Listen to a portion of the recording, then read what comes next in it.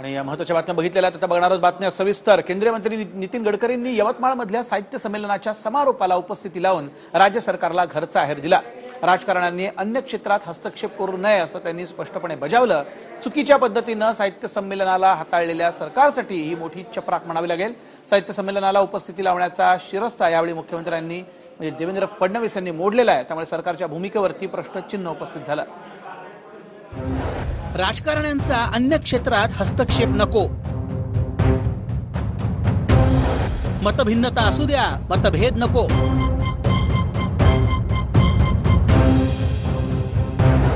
नयनतारा प्रकरणावरनं गडकरींनी टोचले कान। गडकरींचा सरकारला घरचा आहेर। यवतमाळमधलं साहित्य संमेलन सुरू होण्याच्या आधीपासूनच वादामध्ये अडकलं होतं।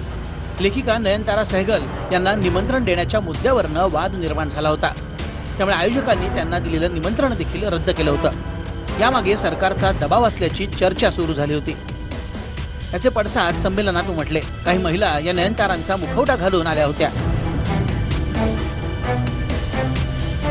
सांस्कृतिक मंत्री विनोद तावडे यांनाही या वादामुळे रोष सहन करावा लागला। त्यांच्या भाषणाच्या वेळी जोरदार घोषणाबाजी करण्यात आली। या ठिकाणी साहित्य संमेलन होत आहे। हा सर्व रागरंग पाहून मुख्यमंत्री देवेंद्र फडणवीस तिथे फिरकले देखील नाहीत। पण नितीन गडकरींनी त्यांच्या भाषणात सर्व समतोल साधला असं म्हणावं लागेल। राजकारणाची आपली सीमित मर्यादा आहे आणि म्हणून आपण हे शिकलं पाहिजे की राजकारणी लोकांनी बाकीच्या कामात हस्तक्षेप करता कामा नये। युनिव्हर्सिटी, एज्युकेशनल इन्स्टिट्यूशन, साहित्यिक, कविता हे ज्यांचे ज्यांचे क्षेत्र आहेत त्यांनी काम करावं। पण यांनी हस्तक्षेप करू नये याचा अर्थ त्यांच्या आपसात संबंध असू नये हे बरोबर नाही। आणि म्हणून मला या गोष्टीचा आनंदही आहे की आपण याच्यावर विचार करता। हे मगाशी सांगितलं की मतभिन्नता काही हरकत नाही, मतभिन्नता असली तरी काही हरकत नाही, पण मनभेद असता कामा नये।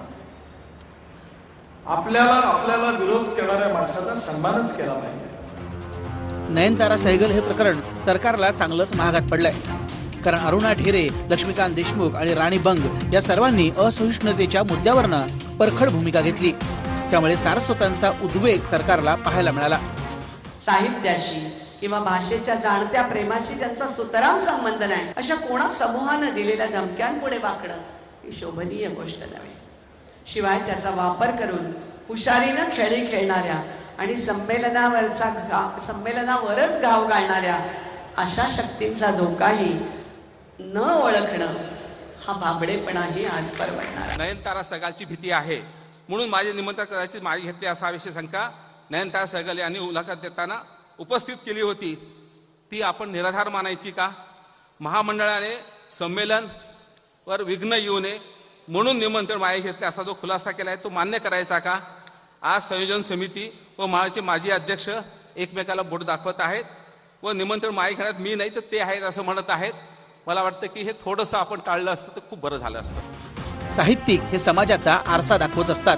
त्यांच्या साहित्यातनं समाजातली स्पंदनं कळत असतात। त्यामुळे सत्तेचा उन्माद करून त्यांना डावलणं हे चुकीचं असतं। हाच बोध यवतमाळच्या साहित्य संमेलनामधनं नेत्यांनी घेतला तर ते अतिशय योग्य ठरेल। राहुल झोरीसह विवेक गावंडे आणि प्रमोद जगताप, TV9 मराठी, यवतमाळ।